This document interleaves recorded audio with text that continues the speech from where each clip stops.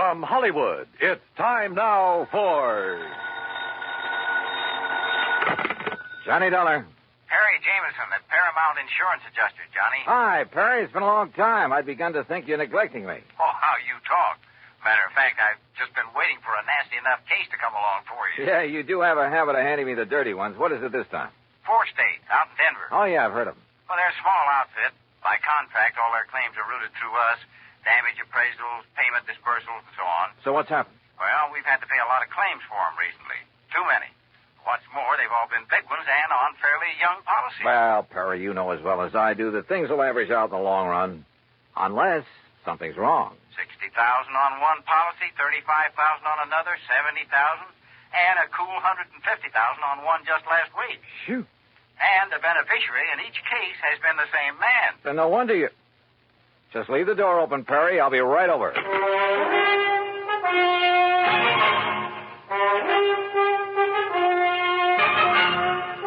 Bob Bailey in the exciting adventures of the man with the action-packed expense account. America's fabulous freelance insurance investigator. Yours truly, Johnny Dollar.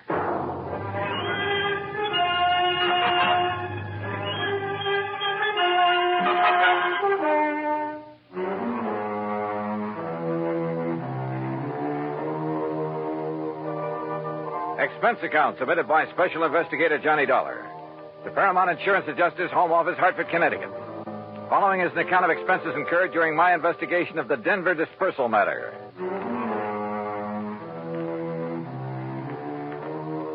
Expense account item 1, $1.10 for the cab that took me over to Perry Jameson's office at Paramount. True to form, the door was wide open for me. I kind of thought this thing might get you down here in a hurry, Johnny. Sit down. Yeah, thanks. And I took the liberty of calling TWA and getting you a seat on the plane to Denver. Good idea. When? Well, there's one leaving New York at 6 p.m. Okay. And I'll get you into Denver about, 10:30 Mountain Time. Uh-huh. Think you can make it? Sure. Charge your expenses to us. That's the deal we have with 4 states. All right. And the man to see you out there, it's almost a one-man outfit. His name is William Whitney. Got it. Now, look, Perry, I've been thinking on the way over here. Woo, wonders will never cease. Thanks, pal, but how well do you know this man, Whitney? Well, maybe he's in cahoots with this big beneficiary, this Don Ricardo? Is that his name? Yeah. Such things have happened. No, Johnny, you're wrong. Poor old Willie Whitney's a mild, timid milquetoast. His wife, an ex-chorus girl who probably thought he had money. Well, you can be sure she's the one who wears the pants in the family. Well, Willie would cringe at the thought of hurting a fly. Well, it was an idea. I don't blame you, but no, forget it. Well, what makes you so sure something's wrong? Well, I didn't say I was, but $215,000 to one beneficiary in a period of only 3 months. Well, I just want to be sure it's okay. And I called you in because I am willing to pay to make sure. No, don't worry, Perry. You will.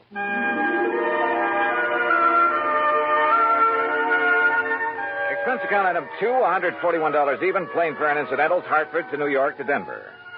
Originally Indian country, the mile-high city is now a maze of oil refineries, steel companies, grain mills, chemical and manufacturing plants. A huge downtown shopping area and beautiful tree-studded residential sections. No wonder it's one of the big insurance centers.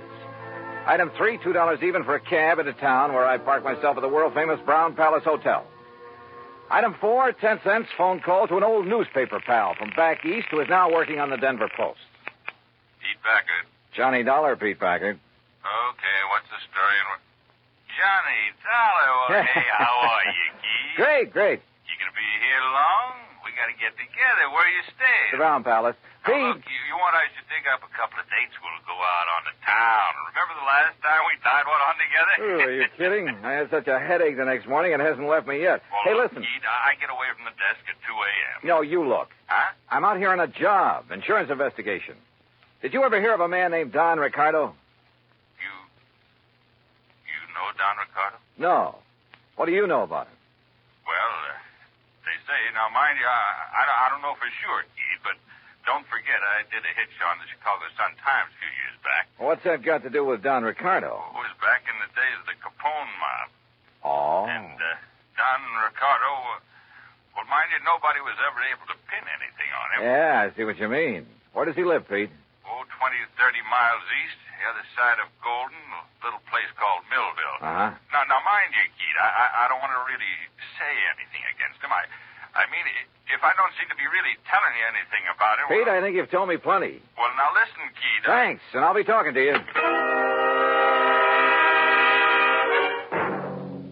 It was late, and I was tired, but I went downstairs to the cocktail bar, and with the help of a big fat tip for a nightcap, got some more lowdown on Don Ricardo. The bartender talked plenty.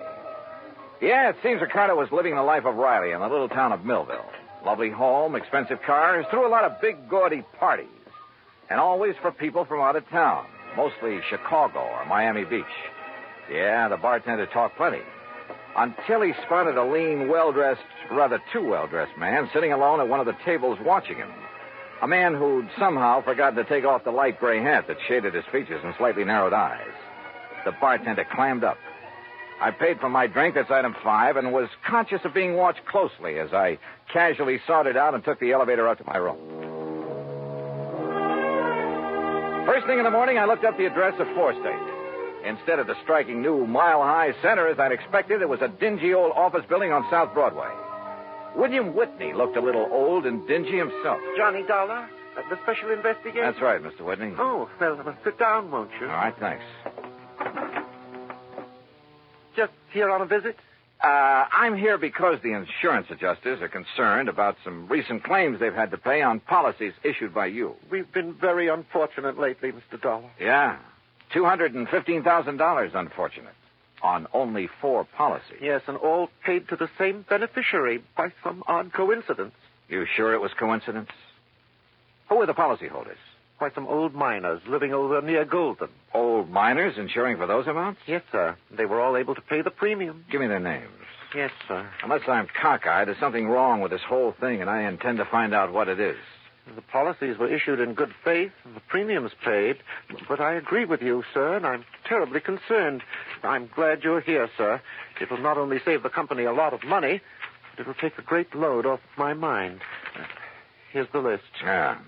Do you know the beneficiary, this Don Ricardo? Only through seeing him when I've given him the checks. Barno, Mulligan, R. Smith, and J. Smith. Did any of these insured have families? Well, I don't know. You see, the beneficiary in each case... Yeah, I know. Better let me see those policies. Whitney left me alone while I plowed through his files. Satisfied, at least, that the policies themselves were okay, I finally left him, hailed a taxi, and told the driver to head for the town of Golden. As we pulled away from the curb, a small black foreign car in the next block swung around and appeared to follow us, and I wondered. But then it cut off at an intersection, and I decided I was imagining things. Until we pulled up at one of the addresses Whitney had given me in Golden, a ramshackle, unpainted old frame house on the edge of town. I told the driver to wait for me and walk up to the front door.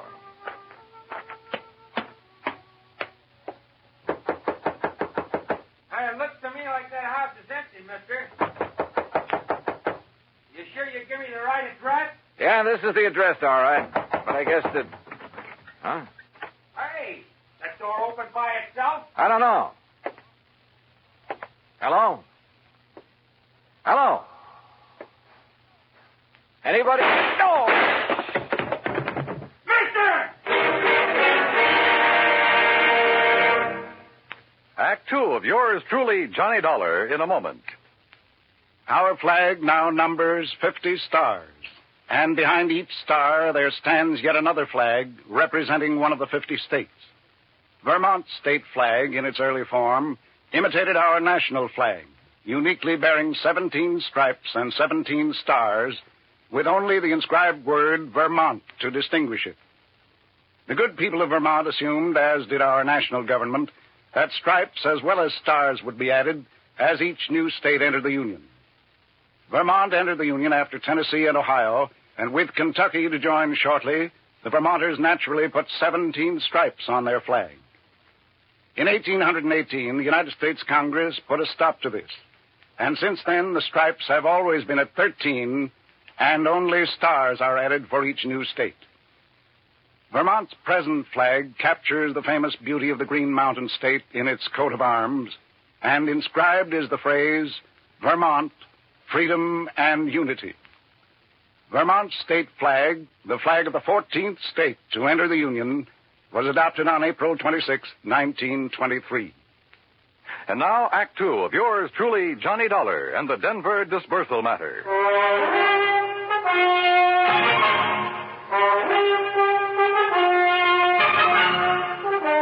The old house at the edge of Golden, Colorado looked empty, but I knocked anyway. You sure you give me the right address, mister? Yeah, driver, this is the address, all right. But I guess that... Huh? Hey, that door open by itself? I don't know. Hello? Hello? Anybody? Oh! Mister. Go back. Get away from this open door. Ah, but you're hurt. Your neck, you're bleeding to death. Stay down. Barely nicked me. I'm all right. Holy cow. I thought you was a goner. Here, let me help you. You'll need help if you don't stay out of his line of fire. Well, who was it? You see anybody? Hey, listen. Yeah, that's a car pulling away from the back. Get a look at it. Well? I can't tell. That dusty side road back there. Looks like a little one, though. Foreign car? Too far away now. I can't tell. But it's black. All right, come on. We're getting back into your cab. Yeah, I'll get you to a doctor. No, I'm okay. You know where Millville is? Sure, a few miles east. It's an old mining... Come on. You know where Don Ricardo lives? For sure. You want to go there? Does he own a small black foreign car? Yeah, real expensive job. I've seen him in town. But, mister, Come on, because I'll lay odds he's the one who fired those shots. You mind if I drop you off a few blocks away from his place?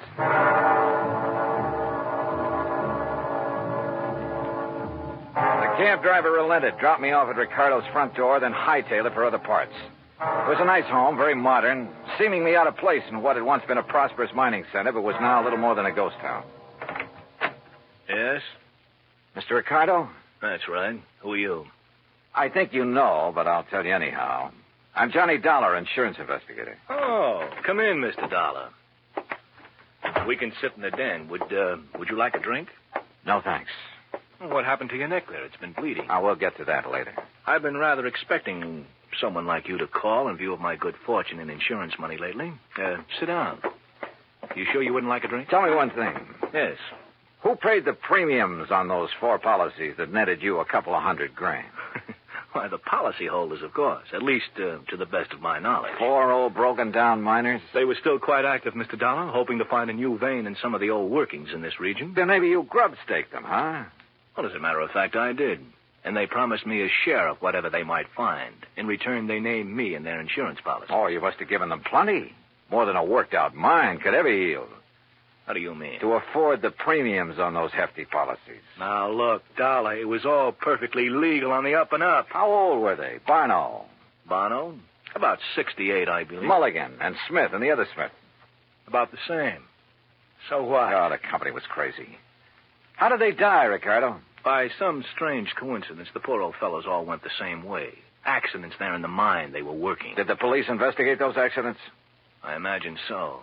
Now, look, Ricardo, as you know very well, I was shot at a few minutes ago. Shot at? At a little isolated house on the edge of Golden. You were a lousy shot. Aye. Now, look here. Also, you should have known better than to park that little foreign job of yours in the driveway, at least without washing it down. What are you talking about? That kind of purplish dust it's covered with. Dust? Yeah, I'm talking about the side road back of that house where you tried to plug me. Well?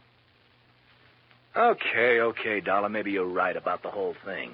So what if I did try to knock you off? Oh, you admit it, huh? Yeah, why not? But since I didn't kill you then... Oh, no, you're not.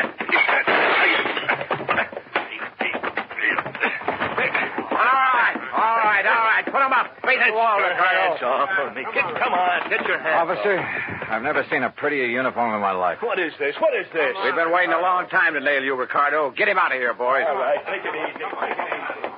Pete! So help me, Keith, I knew if anybody would bring Ricardo out in the open, you would. You mean to say that... Yeah, I figured I'd better bring these state police out here. Oh, Pete, you're a doll. Now let you and me go out and tear the town apart, huh? Later. After I finish this job.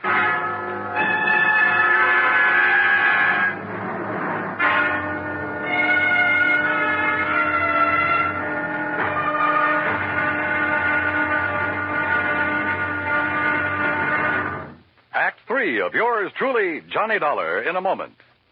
Over 150 years ago, the Swiss poet Henri Amiel wrote, "Heroism is the brilliant triumph of the soul over fear. Heroism is the dazzling and glorious concentration of courage."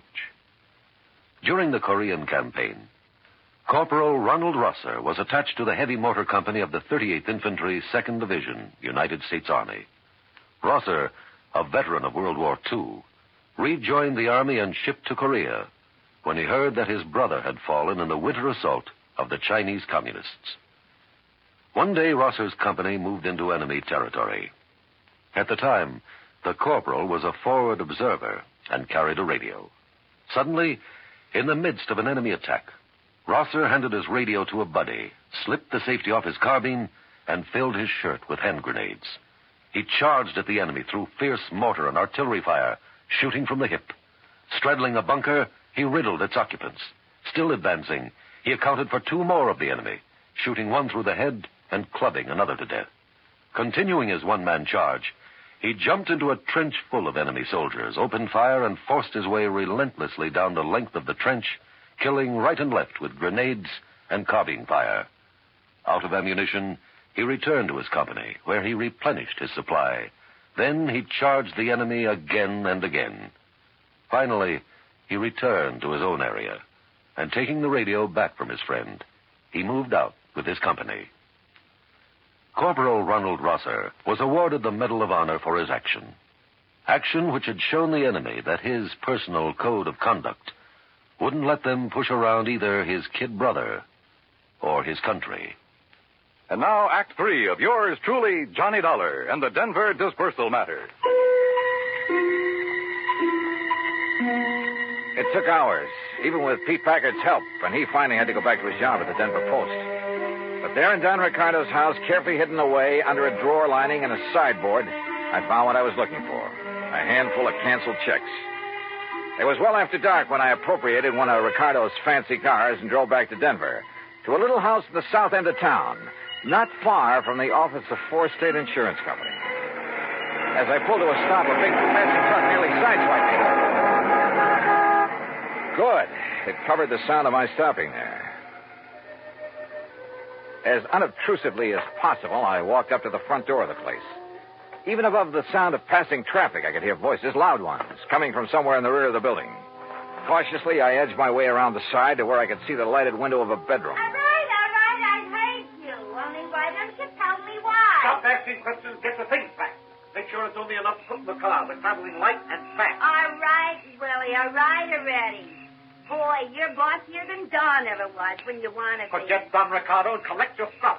If it wasn't for me, you'd still be working in one of his nightclubs in Chicago. Lucky you never talked this way down to that insurance office of Oh, yours. stop that. I thought we was going to stay in Denver until you made a lot of dough at the insurance racket, huh? I left this happy domestic scene to walk slowly back to the front door.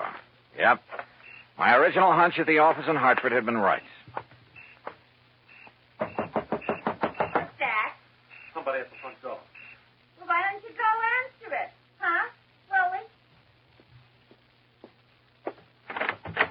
Oh, Mr. Dollar. That's right. Oh, my, I'm glad you're here, sir. Well, you look upset, Mr. Whitney. I am, sir. I am terribly upset. Handbags? They're in the hall? Yes. Going somewhere? It's that Don Ricardo. Oh? I thought you didn't really know him. I didn't. Oh, if only I'd done it before. I'd never have issued those policies naming him as beneficiary. Done what, Mr. Whitney? Investigated that Ricardo.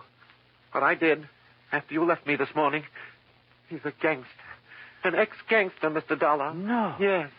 I suddenly realized that in your investigation, you'd investigate him, and he'd think I'd had you investigate him. He'd think I was trying to make trouble for him. It frightened me terribly. And that's why you decided to leave town, huh? Yes, of course, until this whole thing blows over. He's a dangerous man. He'd stop at nothing. He might even try to kill me. I must leave here immediately. Oh, I wouldn't be too sure of that.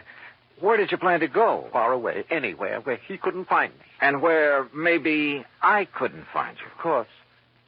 What? Why did you say that? Well, I was just thinking. This morning when I was going through the files at your office, you left me alone for a while. Yes, I recall that I did. Why? To make a phone call, maybe? To Don Ricardo? What? Is that why he just happened to be waiting in his little foreign car a block or so up the street about the time I left your office in a cab? Oh, Mr. Dollar. Pretty good theory, isn't it? Especially when I have these little scraps of paper to back it up. What are those? Some of Don Ricardo's canceled checks. Made out to you. 20% of the take on those big, fat insurance payments. Where did you get those? Funny, too. They're all dated one day after you paid off on each of those big claims. Give me those. those. You don't. We're going to need these in... I'll kill you. Mr. Milktoast, huh? You dirty... I'll kill you. Okay, baby. All right. All right. Okay, Willie, get up on your feet. Yes, sir. Anything you say, Mr. Dollar. But please, you must believe me. Oh, I'm cut an it. innocent That man. timid soul Poles of yours may have sold insurance to a handful of suckers, wouldn't he? But it hasn't sold me a thing.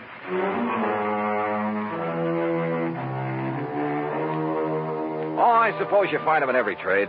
That still doesn't justify their even being alive, though. Fortunately, in the insurance business, they never get away with it for long. Even a team like Whitney and Ricardo. I wonder if they're sharing the same cell. Expense account, item 6, $10 to the doctor who sewed up my neck. Item 7, $84 for a night on the town with Pete Packard. Strangely enough, I still have a bit of a headache from it. Expense account total, including a little gift to that taxi driver, incidentals and transportation back to Hartford, $391.80. Yours truly, Johnny Dollar.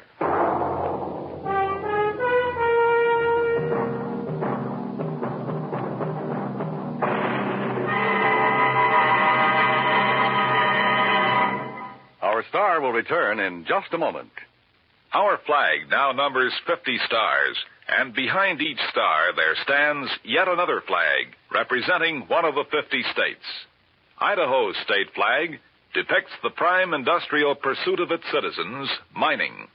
Balanced against this image is a female figure combining the virtues of the goddess of liberty, for she carries the spear and cap of liberty, and the goddess of justice, represented by the scales in her hand. A bright, shining star in the heavens is an indication that Idaho has joined the nation. Overall is the motto, Esto Perpetua, may she endure forever. Idaho's state flag, the flag of the 43rd state to enter the Union, was adopted on March 12, 1907. Now, here is our star to tell you about next week's story. Next week, a killer's list. That's right, a list of victims. And guess who's on it? Join us, won't you? Yours truly, Johnny Dollar.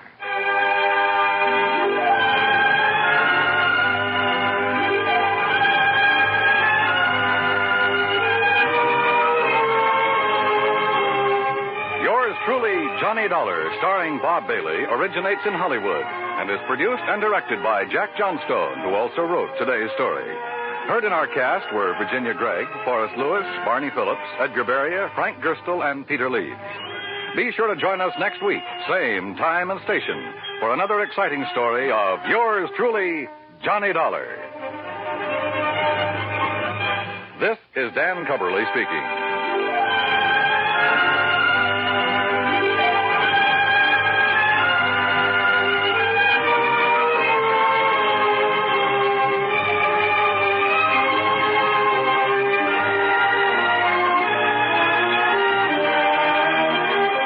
This is the United States Armed Forces Radio and Television Service.